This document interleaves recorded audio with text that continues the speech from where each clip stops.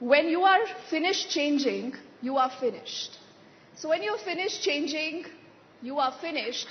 So that's how the journey of the brand and the man has also moved. Shashank, so please tell us that today, where is Maruti? I mean, Maruti has traveled such a long journey with tremendous amount of, I think, kudos to the kind of changes you've made over time. Where does Maruti today stand? How do you see at this journey? And how has Maruti also changed with your thinking? Yeah, so it's been a remarkable journey, I must say, because when we started in the early 80s, the Indian market was just about 50,000 units a year. Today, this market is 300,000 a month.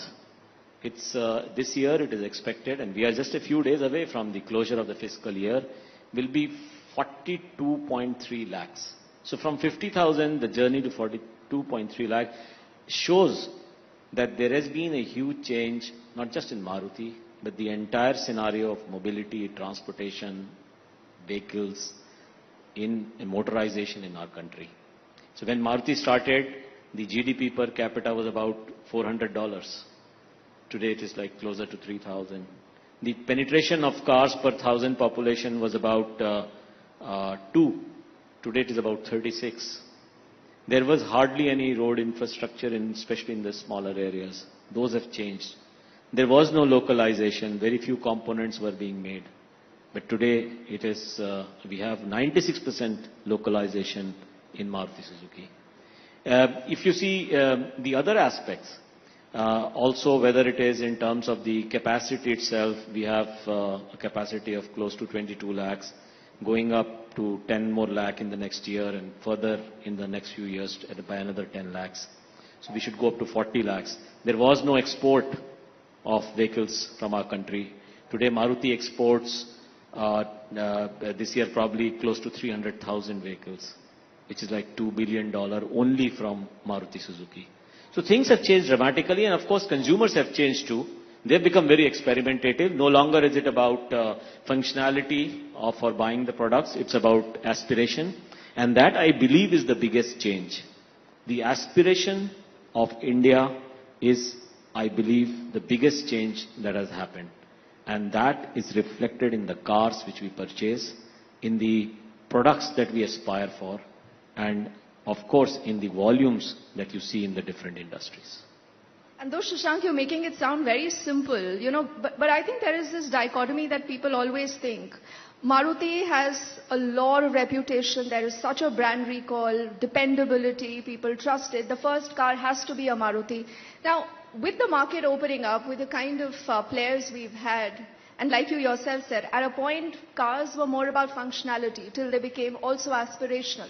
You have a new generation that is looking at multiple features, things keep moving, new players keep coming in. So to have that, tightrope balancing act of sticking with that brand value, that reputation, safety, and still be, forward looking. How does that happen?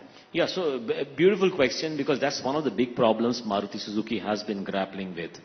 The Maruti Suzuki has been known for, as you said, dependability, reliability, value for money, low maintenance cost, great network, and so on. That is, of course, great for people who are looking for functionality. I remember in all these years, the Indian consumer has not been so experimentative. So these are the values which any consumer was looking for: fuel efficiency, low maintenance cost. And as Indian economy grew and our GDP grew, income levels grew, disposable income grew, aspiration came in. And we saw India, the new India. It is younger, more tech savvy, more aspirational. So in our automobile world, we started looking at two different sets of consumers. One is what we call Bharat, which still has a very high percentage weightage when it comes to buying criteria on functionality, on fuel efficiency, maintenance, etc. But there is also India, the young India. So you have to cater to both, because India is getting bigger and Bharat also continues to expand. So you have to do both. You can't do it with one brand. So we, in around 2015, said, if we want to address this more aspirational customer, let's start a new brand called Nexa. So we started with Nexa. It had all those values which we stood for, but more. It was about creativity, it was about innovation, that reflected in the design. It has reflected in the type of communication that we do. It is also reflected in type of technologies that we use. So we are now changed. In fact, just for the information of people here, Nexa, if it were as an independent brand, would be the third largest manufacturer in the country, after Maruti, Suzuki and one more.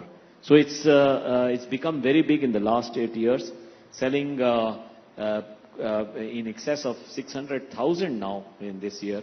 So I think it's been a great journey.